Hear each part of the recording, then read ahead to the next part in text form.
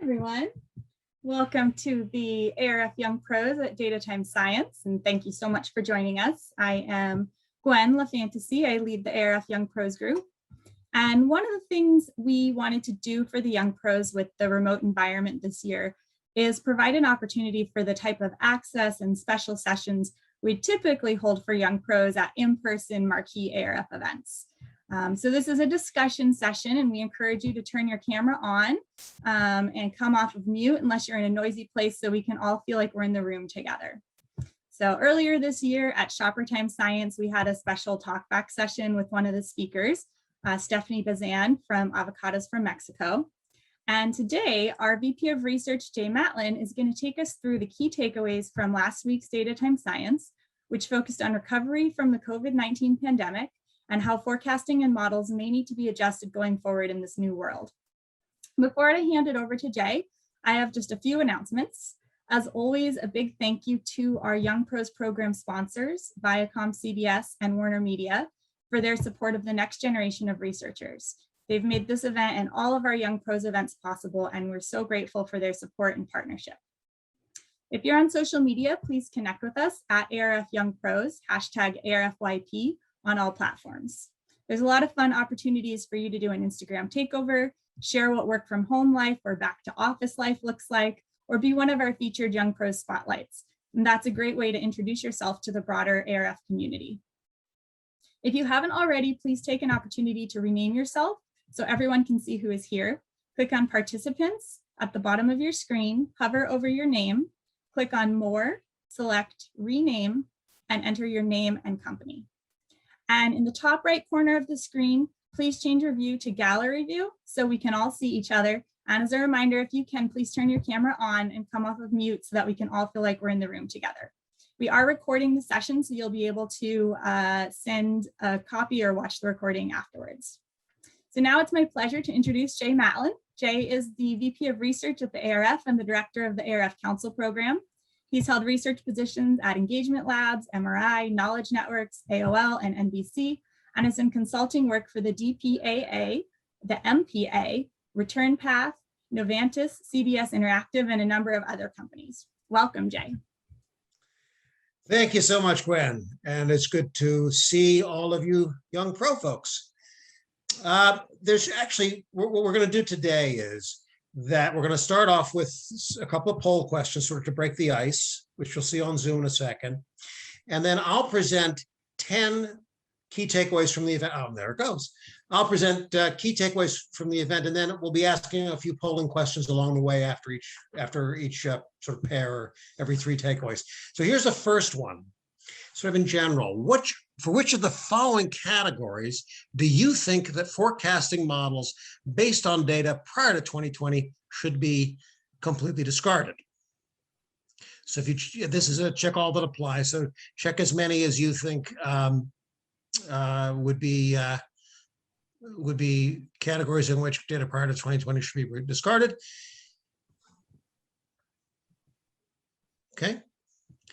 And the second question is a second question below that. And we'll be coming back to this later on. Over the next 12 months, do you think that in general, brands will strengthen or reduce their alignment with social causes? So see, there's just 3 choices there. Click on one of those. And then when you're done, submit.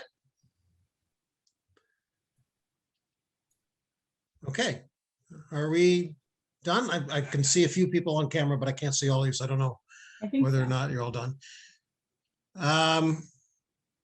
Okay, so David, do you want to show us what this looks like? What the group thinks? Okay. So there is no single category. I don't know if you can everybody see this? There's no single category in which everybody thinks, or more than half of you think that data from prior to 2020 should be discarded. In fact, almost half of you say that none of the above, that the data from none of these categories before 2020 should be discarded. And this sort of, I guess, yeah, most of these numbers are either 36 or 18%. So given the number of you, that doesn't seem like there's any any huge call outs there among these. Hospitality, cinema, and live music. More of you think the data from prior to 2020 should be discarded than for personal care, automotive, and pharma. Okay, so the next question. Well, that's almost a consensus there. That over the next 12 months, almost all of you think that brands will strengthen their alignment with social causes. Okay, that's interesting. We'll get back into that later. Okay, so let me launch into these takeaways now. As I said, there are actually 11. I shouldn't say that there's actually 11. Okay, let me share the old screen here. Launch into this.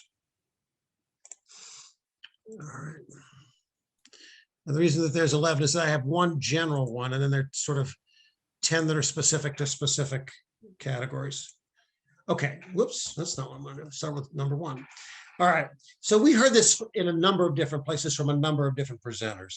It seemed as if there was this common theme that there were trends involving technology, healthcare, and TV viewing that were already underway before the pandemic, accelerated during the pandemic, and are likely to continue. So that's the sort of a theme that we heard woven in throughout the 7 presentations. So this was an event that took place over 2 days. I hope as many of you were able to see it as possible. We have a summary and key takeaways up on our website now, and we can post the link to it, and you can get that. You'll be getting that also in your post-event notice. But there were 4 on the first day, 3 on the second day, and the first presentation was by Jay Walker Smith at Kantar. And he talked about a number of different trends that he saw. I'm not necessarily, what I'm going to present to you today here are what I perceive to be sort of the most interesting or the most memorable highlights of those presentations. Not necessarily the overall themes, but sort of individual snippets that I thought were very interesting and memorable that we can serve as a basis for discussion.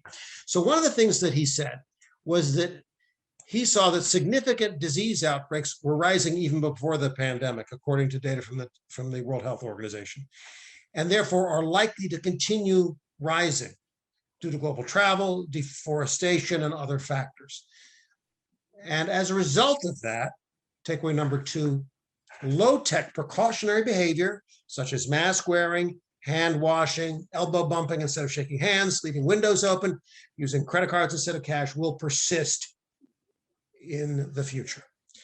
So that leads us to poll question number 1. So David, can you put that up? What percentage of adults in cities do you believe will be wearing face masks indoors in public 1 year from now? So you see some choices there. And when you're done, hit submit, and we'll talk about what you're thinking.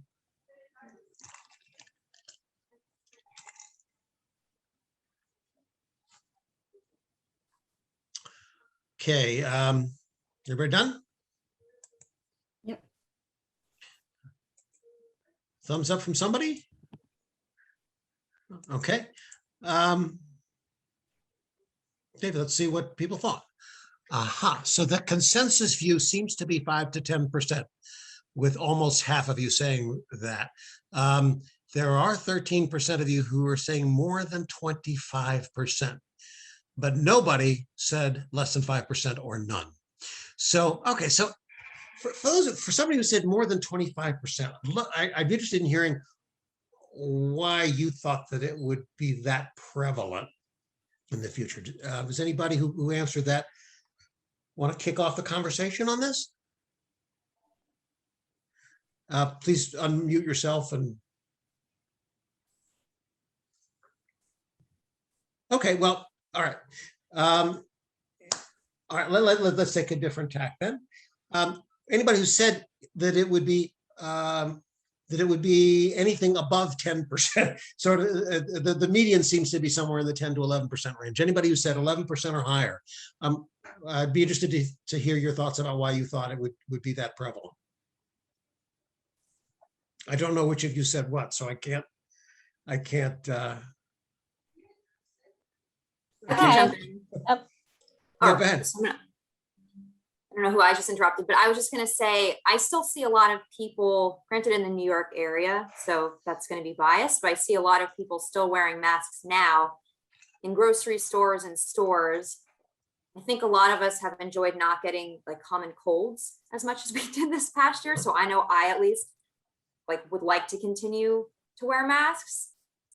I guess I'm optimistic that other people will feel the same way in a year, but obviously my sample is skewed because I live in the New York metro area. Which is what the question was about. Anybody else have any thoughts about that or reflections on what Maris said?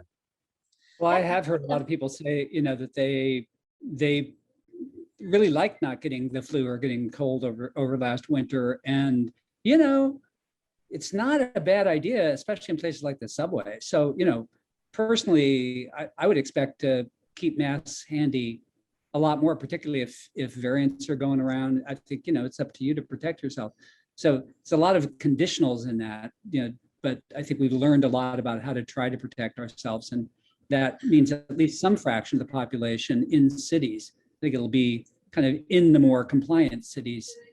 I don't know whether I'd expect it in, Cheyenne or not to pick on Cheyenne, but. Well, you're hearing now from young pro Scott McDonald. That's me. He's actually the president and CEO of the era.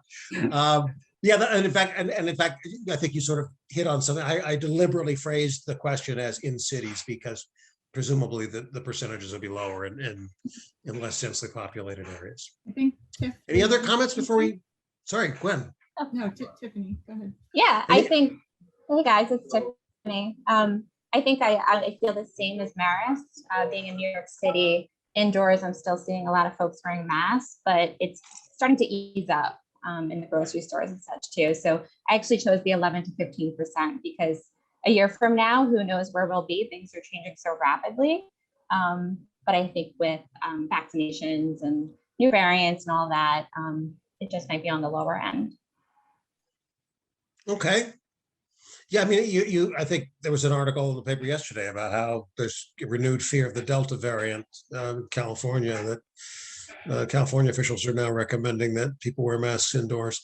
And, as Walker Smith said, if you look at the WHO data, something right around 2009, the number of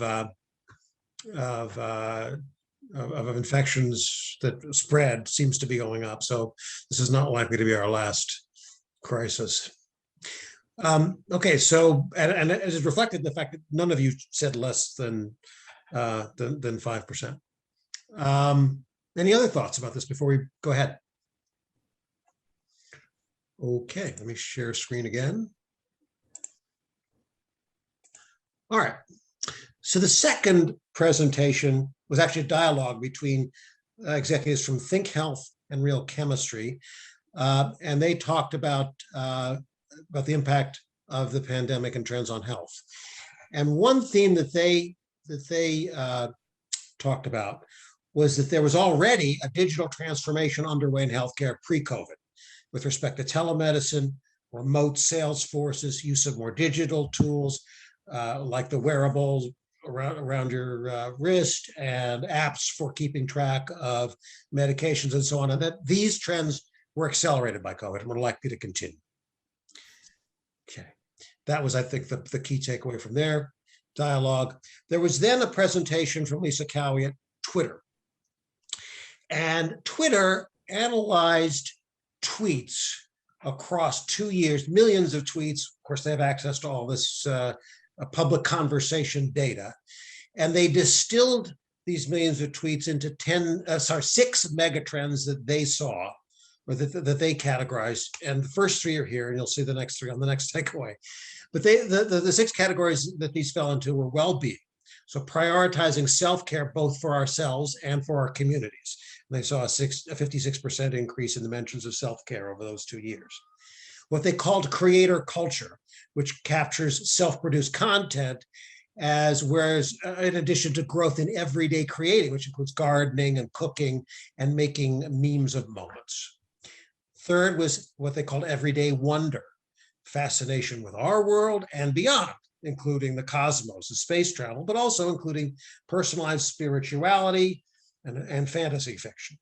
So those were the first three megatrends that they identified. The next 3 were what they called one planet, driving towards a sustainable future, holding themselves, communities, and companies accountable. So they touched on this social responsibility theme as well. Tech life, which was driven both by trends that were accelerated by COVID, Zoom and e-learning, but also by 5G. And they also noticed a strand of this involved angst about technology. And then finally, my identity, empowering a true expression of self. And this one, they said, was really driven more by Black Lives Matter than it was by COVID. So I want to see what you think about these trends. So David, why don't we put up the second poll question, which is this: which of these cultural themes do you believe will continue to rise in public conversation over the next year? This is again a check all that apply, check all the ones that, okay, so you can see the bottom three here, the sort of descriptions of the top three here. Well-being, creator, culture, and everyday wonder. And then one planet, tech life, and my identity. Okay. Be great if somebody could signal me when they're done so we know when we're ready to go. Okay, this looks good. David, take it away. What are our results here? Oh, interesting. Okay. All right, so there was almost all of you said that there would be a continued focus on well-being in public conversations, and none of you thought that everyday wonder would be a focus of conversations in the future, and about half checked all the others. So, gosh, I guess I'm wondering then, what is it about everyday wonder nobody thinks it's going to stick around for long? Does anybody want to share their thoughts on that? I'm happy to share if nobody else has a thought. My thought there is that that's about escapism and like people occupying themselves during the pandemic, and that as things go back to normal, it will be less of a focus. Okay, that makes a lot of sense. All right. So anybody have any thoughts about what Gwen just said? Okay, well then well-being. Gosh, that seems to be the one that pops to the top here. Anybody care to talk about why they think well-being is going to continue to be a subject of public conversation over the next year? Well, I can jump in on that. For Sure, me, Sean. I feel like well-being is so integral to the conversation around return to work and what companies are doing to support their employees. I think it's just a very relevant topic of conversation right now. I know it's something that we are discussing internally all the time. So I just see it as being, such a focus for people as they start making their way back into the office and more like around corporate culture and employee well-being. So you think that this is also going to be more and more related to workplace conversations about well-being? Interesting. Okay. Definitely. Gosh, go ahead, Stephanie.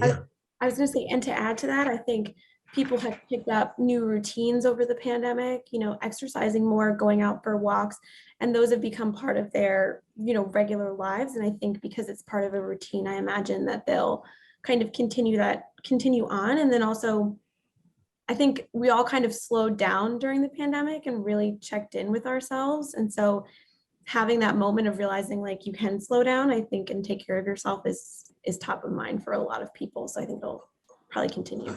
So sort of lasting lessons that you learned by virtue of what you focused on during this extended period. Okay.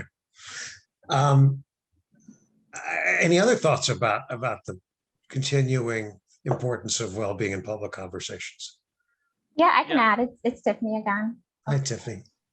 I think well-being, it affects everybody, and it means something different to everybody too. So I think that's probably why it got such a large response from us. And everyone's taking care of themselves in different ways. So it's important. Okay. Yeah, I also think that mental health has become more into the spotlight in the last year. We see it from both consumers, a really increased focus by brands as well to authentically engage in this space and let them know that they're either providing solutions to help their consumers, or that they're also empathetic and understanding of challenges of mental health that have gotten even worse since the pandemic has started. And I think it's really interesting because now it's an easier part of the discussion. Now it's less taboo to have an open discussion about it. So I think that we'll see an increased future in the next year as well. That's interesting. So I think you said two things. So I guess one is that the Pandora's box has been opened. I mean, the people feel more comfortable being public about well-being issues that they may not have been previously, but also you mentioned that this could be also something that brands glom onto to take advantage of. Okay. Well, this is great. I think maybe we can pick up on a couple of these themes as we get further on. So particularly with respect to what brands do. So when we go on, I'll bring back the takeaways slides if I remember to share. Okay. All right. The last presentation on the first day was by Brian Fuhrer of Nielsen and focused on what's been happening with respect to streaming.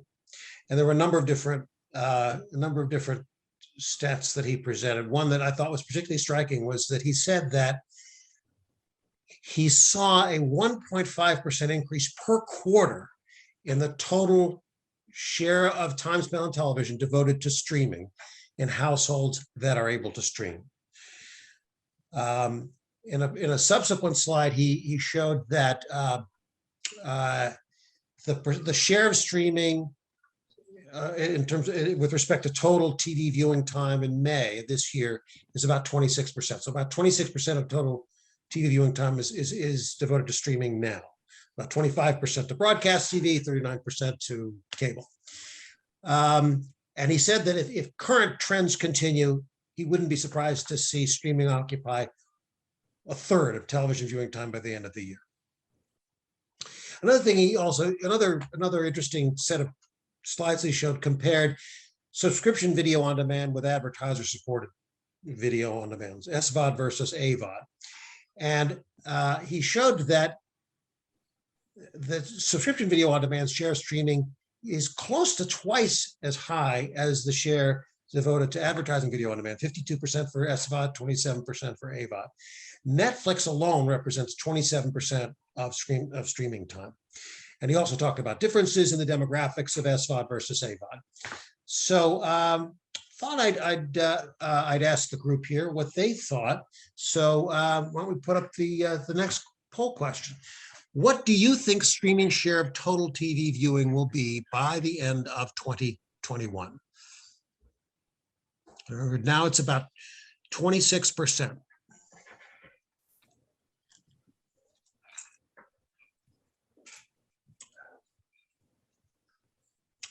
Okay. Are we done? Somebody tell me whether or not. Okay, there are the results. Okay. So about half of you said it would be between 30 and 33%. And somebody, or at least more than maybe only one person, given it 6%, said more than 40%. But there are a couple people who said it would be at least 38%. So I'd be interested to hear from a couple of the people who said it would be more than a third, which is actually higher than what Brian Fuhrer predicted it would be. I think it's going to be more than a third by the end of the year. Let me just stop sharing. Does anybody like to explain further what they were thinking when they thought it would be more than a third?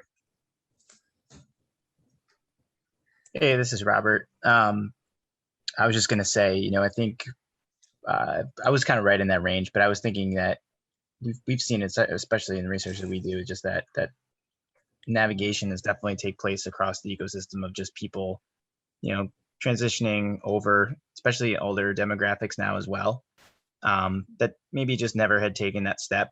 But, during the pandemic started to get introduced into some of those streaming services themselves. And certainly now starting to maybe get a handle on it and maybe thinking that they don't really need those cable costs that they had previously with, some of their media habits. And so if that continues, and it continues in that direction, I think you'll start to see potentially, a higher than maybe potentially 30%.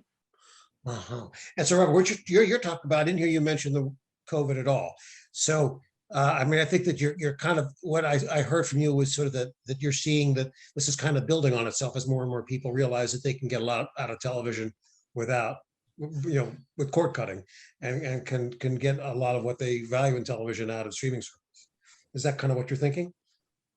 Yeah, exactly. I think it was maybe if there was a barrier to entry before of, certain people thinking that maybe it was, not for them, or they couldn't maybe find shows that they thought they could. And I think the pandemic did have a role in that, though, and too, of that, more time being spent for sure. But I think, it introduced them to things that maybe they didn't know that they could get access to. A lot of things are free out there now, that maybe before maybe didn't think that they could get access to. And I think that being introduced that way would kind of keep them in that realm of they're starting to stream more. And as they get more accustomed to it, cut down on some of those cable costs, like I said, with cord cutting. Okay. Anybody else have any thoughts about that? I just would add in that Brian had very interesting observations about price sensitivity across different age groups. And I agree with Robert, like a lot of people who hadn't been streaming figured out that it wasn't that hard and figured out that they could do it. But once that mix between SVOD and AVOD is going to be very interesting to watch now, because the subscription services add up and people, come in for a little bit of time and then drop it if a program, they come in to watch a particular program and then drop it. It's kind of a way of trying to manage costs. And, if they want to keep costs down, that moves them more over onto the AVOD side.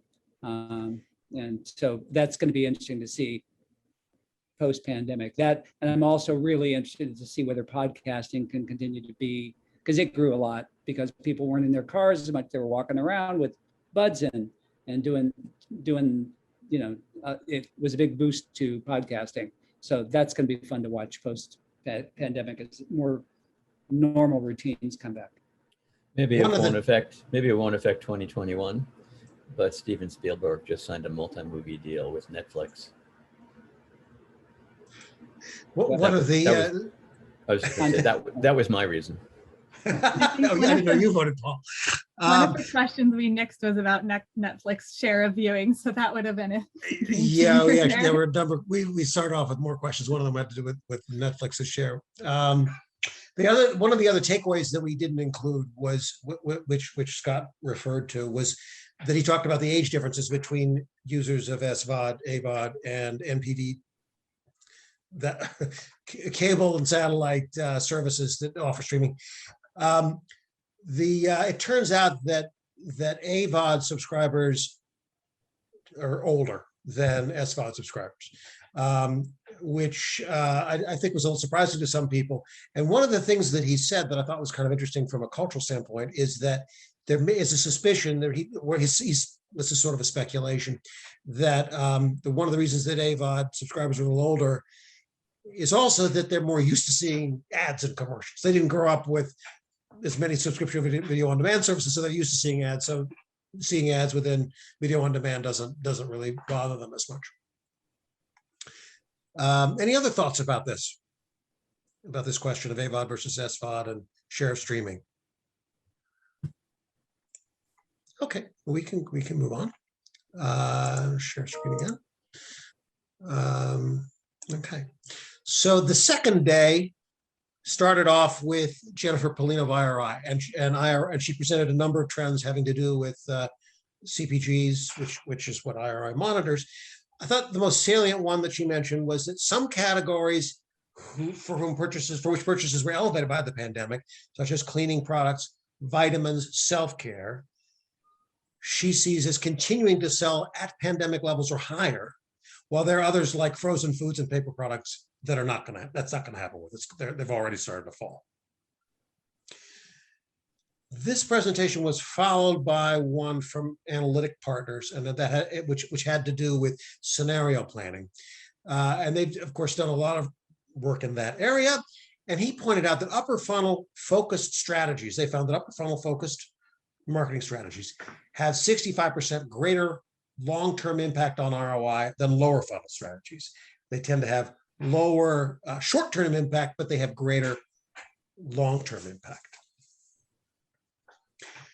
The final presentation of the second day was from Momentive, formerly SurveyMonkey, and they had done a number of different studies that they reported on. The first one was a study of sportswear brands. I think it was the top 8 or so sportswear brands. And they asked a number of questions about these brands and their loyalty to those brands. And they looked into the drivers of loyalty, and they categorized them into 2 buckets. One bucket of which was measures of perceived value, and another was measures of social responsibility. Again, you can see here we're getting back to the theme with which we started here. And they found that for all brands, perceived value was a stronger driver than social responsibility for brand loyalty. But the number 1 brand in the category, Nike, was driven more by perceived value than some of the smaller brands, and particularly Adidas and Under Armour. And so their general conclusion was social responsibility tends to be a stronger driver of brand loyalty for smaller brands, and they see that as an opportunity for smaller brands to make an impact and to cut into the larger brands. And so that leads to our final poll question. So David, can you please put that up? Overall, do you believe that social responsibility will become a stronger driver of brand loyalty over time? Not whether it will become more prevalent in marketing, but whether it will become a stronger driver of brand loyalty over time. And this is probably the simplest one we've asked. Is only two possible answers. Okay, so we have some answers here on this one. Okay, whoa, that was not something I was expecting. I hope, David, is this more than one person? This is 13 people. 13 people, and all 13 of you said yes. Wow. Okay. Interested to hear why there was such consensus on this. Not just that it would become more of a theme, but that it would actually become a stronger driver. Anybody care to comment on why they think that's going to become a stronger driver? I can kick off with that.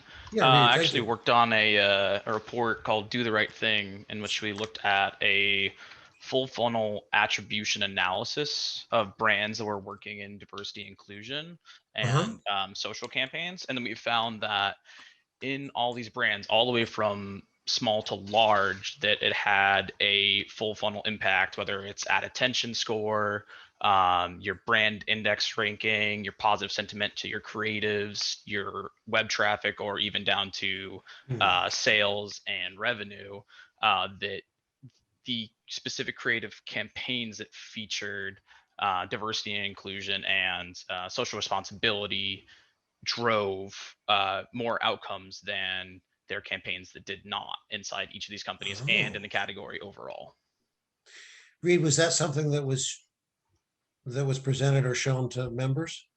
That's available to VAB members, so I don't know if it was presented through the ARF or not. Oh, no, I didn't mean our members. I meant your members. Oh, yes. Okay. Yeah, it's publicly available if you're a member. So you're thinking that companies are going to realize that this is happening, and so they're going to push it more, and therefore it is going to drive more brand loyalty. Yeah, I think one interesting thing to add on to that is the point about smaller brands.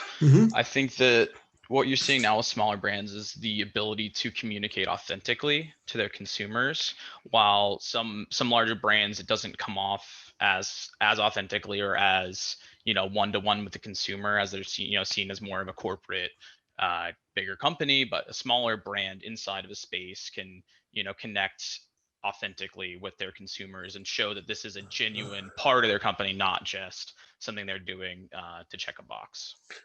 So they because they're maybe not, because they're smaller, they have more of an opportunity to get into the space than would a brand that has a whole history that everybody knows. I think that's what I'm hearing you say, Reed. But yes, sorry. Okay. So that's fine. I'm it's one of those things that's where you're able, the smaller you are, a lot of times, especially with like your direct to consumer kind of companies, the more you know about the needs and demands of your consumer at the early stages, and you can more easily tailor your products and your marketing strategies to them. While where you're at a larger company, you have more of a general market approach to who you're targeting and how you're messaging. Right. Okay. Does anybody else want to have any follow-up comments on that? It's kind of interesting way of looking at what brands can do. I think you have also like an increasingly educated consumer base who more and more understand their power to vote with their dollar. And in a way, it's a vote for optimism of people trying to change the world for the better, you know, however they can. Well, I think I think that this theme also ties into what we saw with Twitter, with well-being, and with the trend with the trend in the direction of holding themselves and companies responsible for well-being. The very first presentation, I didn't show this takeaway on this, but Walker Smith in his presentation talked about him seeing a move toward not just social responsibility, but towards, I think the word he used was justice themed brands. So this was a theme that was woven throughout the presentations. Robert, you mentioned something about social responsibility before, and I wanted to follow up with you to see if you had any thoughts after hearing what Reed said and what Momentive presented. Yeah, I guess I would say I agree with Reed too a lot with what his thoughts were around, you know, how smaller brands as well. It's a way for them to create, you know, an identity for themselves and really have some equity for themselves. If you're a smaller brand and you're trying to compete, you know, it's a way in which it comes across as authentic too, in the fact that, you know, this is really, they live and breathe that, you know, social responsibility because it's something that they uniquely identify themselves with. And I was thinking about this as well, that a lot of brands too obviously want to engage with the youngest Gen Z audience at this point when they start to come in. And it seems to be something that's extremely important to them, you know, something that they're continuously identifying with brands that they want to, you know, align themselves with. And so if you're, you know, someone that is going after that audience or is thinking about the future of them being, you know, consumers as they get more purchasing power, I think you're, you know, in a good place to probably align yourself with things that they find important. Thank you. And I was wondering whether that was on people's minds because there was such a consensus on it that if it's going to be a stronger driver, then it's probably because it's a stronger driver of the consumers who are going to become a bigger share of the market for many products. Is just yeah. I mean, and in fact, what Robert said is, as we've seen in work that the councils have done, the Cultural Effectiveness Council in particular did research on, well, it was specific to diversity and inclusion issues, but it was, you know, there were some very clear age differences there. Any other thoughts about social responsibility? Yeah, Stephanie. I definitely agree with, you know, what everyone had just said. And I think the key is like for bigger brands to do it in an authentic way, because I think consumers are taking a really close look at brands and what they buy. And I think it ties back to that theme we saw earlier of like my identity and what matters to people and who I am. And I came from retail and fashion just before this. And I think that was one of our bigger struggles, is figuring out like what we want to take a stand for, how we do it authentically, and how we kind of communicate that to our customers, especially because we've had like long-standing brands that might not have been involved with sustainability or might not have been involved with diversity and inclusion to the extent that our customers know about it. So like, how do you position it? I think is going to be important. That's true. And I think that's something that we didn't see much of in the Daytime Science Conference. I think that authenticity I often hear is in the work that that the ARF did with Kantar, that Paul's familiar with. The authenticity is a key factor in any kind of social cause campaign. Any other comments from anybody? Yes, I wanted to leave a comment, since I'm always trying to get out of myself, because as a working with research, sometimes we think that everyone thinks the same way as we do. And I think that now people are starting to also take a look at, when you see a big brand or a small brand saying, I plant trees, for example, And you look at the other ones that you're buying all the time and you're like, okay, but what are you doing? And you see that they are not doing anything. I think that's something that's going to increase. The brands are not doing anything, not giving back. Maybe it's a social cause. Sometimes it's environmental or anything like that. I think it's going to increase just because in order to compete with the ones that are giving back or doing something different, I think that's going to have an impact, especially for older people. Older consumers are not Generation Z. They are really driven by value of how much they're paying and how much that costs. But I don't know, like Clorox, is that brand coming back, giving back? If I buy a smaller brand, that brand's giving back. Which one should I choose? I think that might have an impact. And I see my parents at that, having that experience. I just one follow-up question for you, Brenda, because I thought I was following you, but because I thought you were saying, which is, reflecting what we were talking about before, that this trend is likely to be driven by Gen Z, because older consumers, well, they've been buying the same brand for years, so they might not think as much about, oh gosh, what are they doing versus what are these guys doing? But I thought you maybe just were saying something else, that older consumers might start to rethink those relationships with brands. Is that what you're saying? Yeah, also, yes. Okay. Okay. Specifically because my sister and I talk to our parents a lot. And the other kids also do that. I'm millennial. I imagine there is an impact because sometimes in my house, and now I don't live with them anymore, but I used to go to the supermarket and I was able to choose. And now my mom. So it's the influence that Gen Z can have on their parents. Okay. Yeah, I agree. Yeah, I think that. All right. Well, this has been a very interesting discussion. I'm glad to hear your points of view. And Gwen, would you like to close it up? Yes, thank you so much.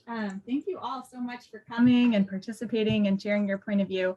I hope you found it useful. This was a new kind of structure for us, and we wanted to create a way for people to really discuss and think and chat and come away with it with a good understanding of some of the content. So we look forward to your feedback. As a reminder, we are right in the middle of our second trimester of Young Pros monthly meetups, which have been a great way for Young Pros to stay connected this year. The July meetup will take place on the 15th from 12 to 1 Eastern, and will feature Tristan Webster, SVP of Product Operations at T-Vision, as well as small group breakouts so you can meet fellow Young Pros from across the country. You can register on the ARF website if you've not yet done so. And lastly, before we go, you'll see a short 2-question poll that will pop up right now, and please take a moment to share your thoughts with us. And everybody, I posted in the chat box the link to the presentation takeaways on our website, which includes the presentations and the videos from Data Time Science.